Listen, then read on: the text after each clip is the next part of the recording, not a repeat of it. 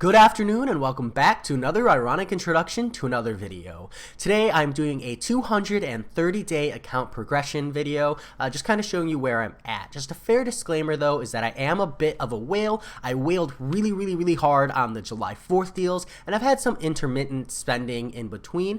So in no way is this account free to play. If you're watching, you're like, wow, 230 days and you've made so much progress. A big part of that is the amount of money I've spent on the game. I mean, I'm not like a space whale, but I would definitely consider myself like kind of like a small whale.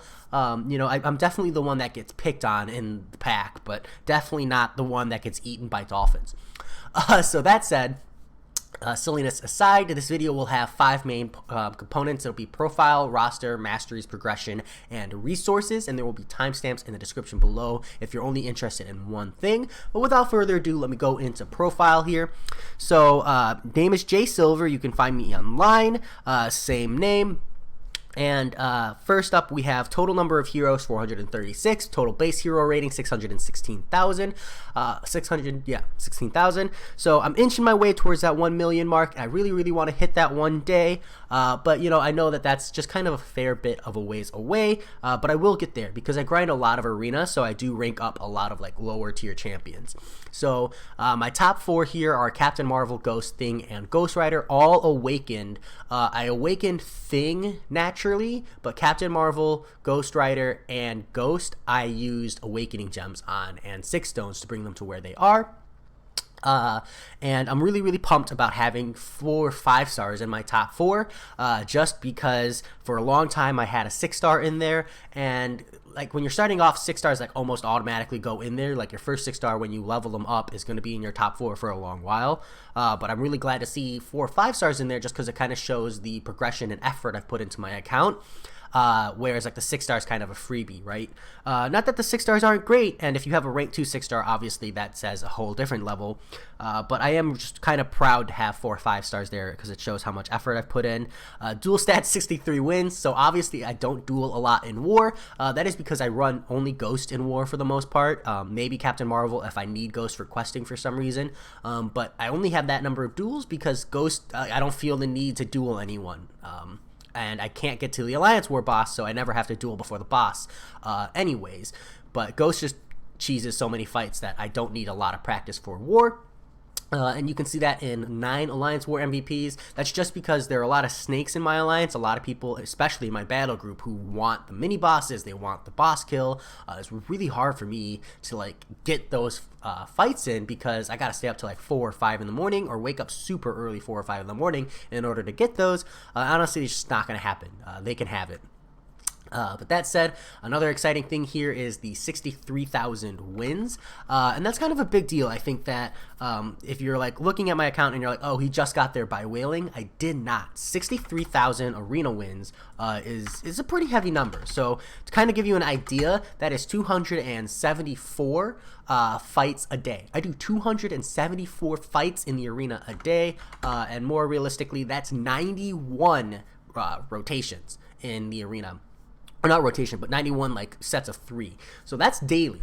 And obviously it's stacked because like Sundays not really, but I got here between a mix of whaling and just an absolute megaton of arena grinding. I mean, I grind a lot of arena, but it's a good time and I enjoy it. So that is my profile. I know I spent a lot of time there, but now we'll jump into roster.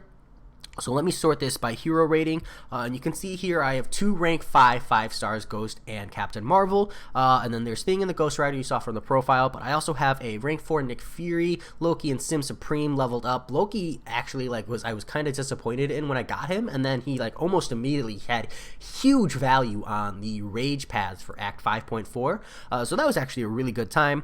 I've got a rank 4 Vision, love him.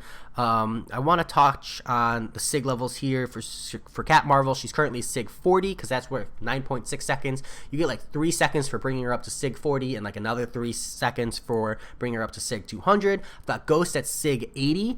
because that's about where you need her to be to match the AI aggression into a special 2. And so I might bring her up to SIG 100 just to make it a little bit easier, but I am pretty done SIGing her up unless I decide to take on Labyrinth of Legends anytime soon, but that's a whole different story. I've been dumping 6 stones into Thing because 1, I don't have any other science champions that's worth it, and 2, his prestige is pretty high, and I actually care about prestige. Like, I actually care a lot about prestige, since it overall helps your alliance a lot. So Thing with a high prestige, especially in science, brought him up to 80. One day I'll have him at 200, and then I'll max rank him, but I don't plan on max ranking him anytime soon. And then Ghost Rider I have at 660 because that Fury is actually really good, and he's my main Alliance Quest champ, but I don't think I'll bring him much higher, even though that scaling is linear. Nick Fury's not awakened. Vision, I stopped here at Sig 40 just because that's where I need him to be in order to like combo my way up to a special 2 before they get a special 3. And, you know, it works well enough. I duped that Red Hulk naturally. I brought Nightcrawler up to rank 4 as well. This was because of variant 3. If you've seen that, this was purely a defense pull. I don't recommend people do defense, but if you are competitive and like the Alliance War wins and you want to see and help your team out, defender rank ups are a big deal. I mean, defender kills are huge, or even just making your opponents use items and forcing them to play more seriously. Nightcrawler is a really good rank up for that. Hyperion here I have at rank 4 and Awakened. That's again because of variant. Black Bolt and Daredevil. So Sim Supreme, Loki, Black Bolt, and Daredevil and Rhino are my 5 6-stars at the moment. You know, besides the Sim Supreme, not super hyped. I've got Stealth Suit, Spider-Man, Man-Thing. Those are exciting. Dark Hawk and Doc Ock. And for the most part, you know, this is where my 5 stars are at. I can just scroll through, but the roster's looking pretty good. I don't feel the need to go through each one. I have some future rank ups in mind, just kind of waiting on some like extra pulls. Like I'm still looking for that Corvus Glaive and the Omega Red and Namor. But if I decide to take on like variant 1, I might rank up Iceman or Colossus sometime soon just to see where I'm at. I do always touch on those 4 stars. I've had some 4-star max ranks since I've gotten the Quake in the semi-recent times. Sentinel and Hulk Ragnarok have been up to max rank, as well as Void. Those are like these 6 max rank 4 stars I think are totally worth it, right? Sentinel I brought up because of polar opposites. He's just an absolute beast for that variant mode, and honestly, if you're a better player than me, you can get your completion just with Sentinel, and you can do like a fair heavy amount of a clear just with Sentinel, even as a 4-star. I brought Hulk Ragnarok up because he's the only version of Hulk Rag I have, and his ability to just deal with Starburst nodes is just unparalleled. And I did that for the variant 2 completion because you really do want Hulk Rag for like the short path. Omega Red and Ghost, you know, are just OP. Void is my response to like absurd healing. I ranked him up for the community's boss rush challenge number 2, and then Quake. I brought her up just to kind of see, and I gotta say, 4-star Quake, just like Omega Red and Ghost, absolutely destroys content. It's a little bit slow, yeah, like you do wish the damage per second was a little bit higher, but absolutely worth a max rank on a Quake. I think that she just ignores so many mechanics of the games with high skill play, that, like, you know, there's the high risk, high reward, but if you are just an absolute monster with Quake, she is so good. I soloed a couple fights with this. I have a Quake versus Man-Thing solo, like a 38,000 hero rating Man-Thing. I crushed him, like absolutely crushed him with Quake. I think I 5-0'd him, and that was a really good time. And then that was a 4-star Quake. So, and then I have some other rank 4s here, but I just want to touch on like Namor. Namor's going to get max rank soon. I plan on bringing Corvus Glaive to max rank, although I think after playing the 4-star Corvus Glaive, I'm going to say 4-star Corvus Glaive, not worth max ranking later on. Early on into your account development, absolutely 4 stars a monster, but by the time your account has progressed to like a 5-star roster base, Corvus Glaive as a 4-star kind of loses that luster just because the lack of damage, base damage really will affect you in like Alliance War and Alliance Quest. But early on, max rank Corvus Glaive totally worth. I'm going to bring him up just because I still use 4 stars to clear a completion of Uncollected, and I'd like to have that option. I do plan on max ranking Captain America Infinity War because, again, his utility is unparalleled. And then other than that, there might be a couple other max rank coming from that, but those are the ones I felt the need to touch on. 3-star rosters looking pretty good. I brought myself up to, we got 6, 8, 12, 24th max rank 3 stars. I want to get that number up to 30 so I can do 10 rotations. And maybe even get that number up to like 42, because I think 42-ish is where I need to be to do like 4 rotations or 3.5 rotations with boosts. And, you know, getting through that 3-star arena is really important to me. For 2 stars max, this is fun because I actually have a lot of max 2 stars, and now variant 4 is going to require 1 and 2 stars. It sounds like they're going to have a 1-star gate and then a 2-star gate, or maybe it's only 1 and 2 stars and like it progresses as you proceed. But I'm really excited because I've got let's see, 30 max rank 2 stars here, and so I've got some absolute monsters just because of like limited events where you get like special 2 stars, and so I'm gonna have like an absolute like pick of the litter here, and that does mean I am going to like go out of my way to rank up some of these other ones. Like I want to bring up Dr. Voodoo for the variant 4. And then 1 stars, I just recently max ranked the Vision Hulk and Colossus, just kind of preparing for variant. Normally I wouldn't even talk about those, but hey, who knows? Variant 4 might be 1 stars only on some of the quests, and it would definitely be very, very, very interesting.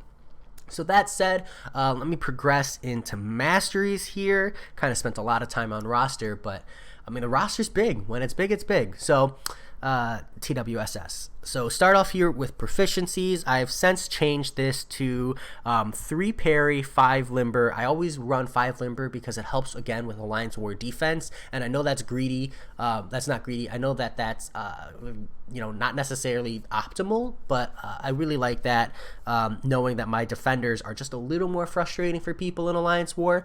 3 in Stupefy always, and 1 in Dexterity. I think that this is the core. I think maybe not everybody has limber max, but everybody has the other 7 points distributed accordingly.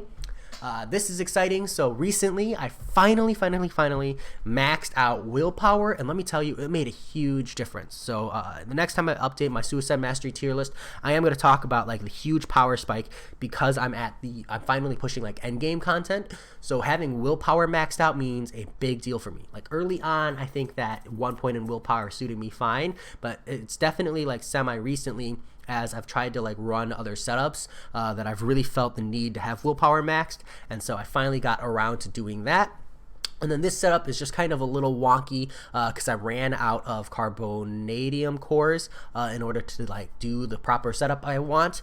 So I actually have a 2nd point here in Pierce, just because I needed to, like I had 1 extra point and I didn't really know where to put it. So I stuck it on Pierce since Ghost is the champion I use a lot, and Pierce does give you that additional 5% ignored armor. And I thought, just like kind of statistically speaking, I didn't need more raw damage, but ignoring armor would be really good for Ghost. Since she gets that guaranteed crit, and considering Ghost is where I spend maybe like 70 or 80% of my time playing, I thought that that was a good investment there, at least as like a placeholder.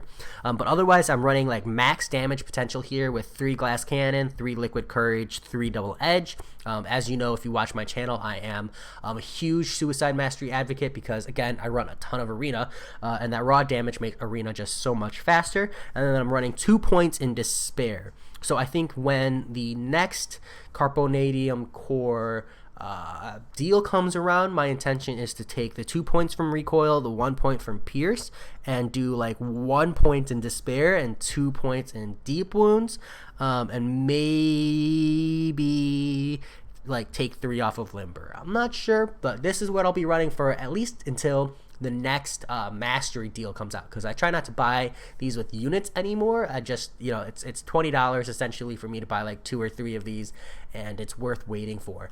So that's my Mastery setup. It's definitely not optimal, but I like it. It gets me through good enough, and you know, this was a heavy investment for me to get here. It's expensive to run Suicide Masteries, I will say, but I personally think it's definitely worth it, because you might say, oh, well, if you're farming arena for units and you spent so many units, how come it's worth it? You got to remember that the other thing you get out of arena is gold and ISO. Gold, ISO, and shards.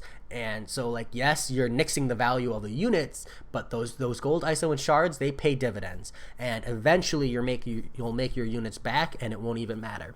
So just like a quick point out, like I've got 8,351 units. I'm trying to bring this up to 9,000 or 8,800 before Friday. So I've got about a day and a half on that. I think I should be okay.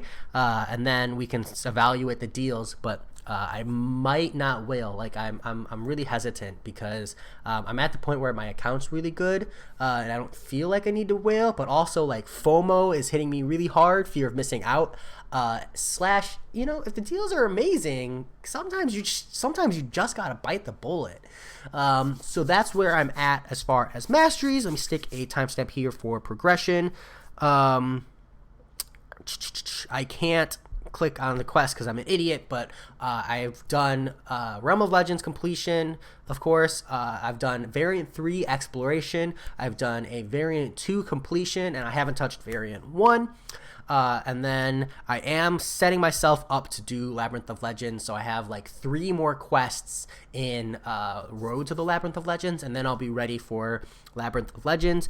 I have cleared Act 6.1. I have that Cavalier title. I don't plan on going back to Act 6 for at least a couple months. I do want to get there, but obviously I have to do Act 5 exploration first. I have the Act 5.1 and the 5.4 explorations done because I thought those were the fastest to do. Act 5.4, especially since like if you have a strong roster, it's definitely the fastest. And so then I'm going to do Act 5.3. This is going to be a slog, but I should be able to stay on class, so it shouldn't be that bad. And then Act 5.2, I've been kind of whittling away with free energy because really it's just that collector fight that I'm like afraid of. But hey, when we get there, we'll clip together all the collector fights and see where we're at. Act 4 exploration done. Act 3 exploration almost done. We'll get that, 6 months from now or something when I finally have the free energy to do so. And then another timestamp here just to touch on resources. This is the back end, so this stuff, you got to be really interested if you're paying attention to this stuff. But this is what I'm holding on to for resources. So far as tier basic catalysts go, it's just important to say that I have 1 tier 5 basic, and I'm hoping to have 2 by the end of the Cyber Monday deals, just because I'm not going to whale a lot. I'm just looking to spend like $200 or so, just enough to get me to that 15,000, and I'm hoping like I see like half a tier 5 basic in each of those $100 bundles, but you never know. And then as far as tier 4 class catalysts go, I have maxed out on Science, maxed out on Mystic, and then I've got a pretty good spread on the other 3 here. Not as much on Mutant, just because I did rank up that Nightcrawler recently, and only 2 in Tech. Obviously 2 in Tech because I just maxed rank Ghost recently. And then as far as tier 2 alpha goes, this is exciting, I've got 10. So I'm sitting in a pretty good place. I could bring up a champ to rank 4 and still have 6 to rank 5 a champion. So I'm going to sit there soon for a little bit because I do think Ghost Rider might be my next rank 5, purely as a Alliance quest clear, but I'm trying to stall on that as much as possible because honestly, if I could just get like an Omega Red or like a Namor, then I don't have to do it. But I am holding on to a couple Glory Crystals, handful of tier 4 class catalyst crystals, as well as just like a small amount of crystals here. But I'm a big believer of like you want to clear your stockpile as much as possible when you can. You only want to hoard to make sure that you don't burn yourself, because wasted resources are obviously useless. But at the same time, the longer things are sitting here in your inventory, in your crystal opening part, the less value you're getting out of them. And so it's kind of a juggling game. But I do try to burn through that as much as I can. Whenever I can find a reason to use it or a viable value out of it, I do get that value as soon as I can. I have 1 more 4-star Awakening Gem. I have a 5-star Mutant Awakening Gem and a 5-star Cosmic Awakening Gem just sitting there burning holes in my pocket. But hey, one day those will have value. I have like almost no energy refills, but as far as 6 stones, I'm in a pretty good place. I have enough 5-star 6 stones, essentially to max rank a mutant champion between the generics and the 53 mutants I have. So that's a good time. And then this is what's really important here is I have a 4 to 5 cosmic, a 4 to 5 mutant, a 3 to 4 mutant. So essentially I can bring a mutant to rank 5, just by bringing them up to rank 3. Which is why I didn't mind bringing up my Nightcrawler to rank 4, because I did that with a gem, and all I need is to pull. Essentially, all I need to do is pull like Namor or Omega Red, and I'll be like, right there to rank 5. It's not there yet, but it'll come. I've just got to be patient. And then I'm holding this 3 to 4 tech gem. I got to use it somewhere, and I will, but it's probably going to go on Hulkbuster. I'm just kind of waiting to see, maybe I'll get like a better 2016 champion like Vision Age of Ultron, or like maybe I'll use this on Howard the Duck just for the meme. But that 3 to 4 gem is probably going on Hulkbuster since he's getting that buff. And so that's my resources, that's my account. If there's anything I didn't touch on that you're like, hey, I really wanted to know about this, feel free to ask me in the comments. But yeah, 230 days feels pretty good. Talk to you guys later.